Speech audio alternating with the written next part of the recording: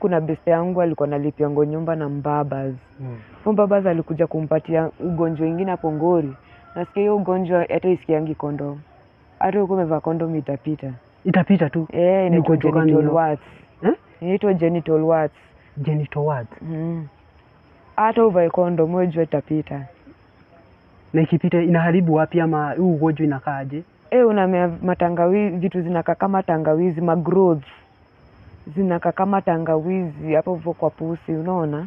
Na every time inafaa inaenda inakatwa. Sasa penye pesa itakukatikia hatuwezi enda kukatwa, labda sasa ukauke. Alikaukange ilimkunywa hadi damu. It's a very bad disease. Alikufa ama alisurvive? Alikufa.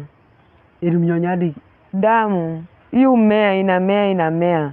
Unaenda unakatwa usi. Si ni kama growth. Inaenda inakatwa. Wakati sasa unaona pesa penye itakukatikia. Wewe jua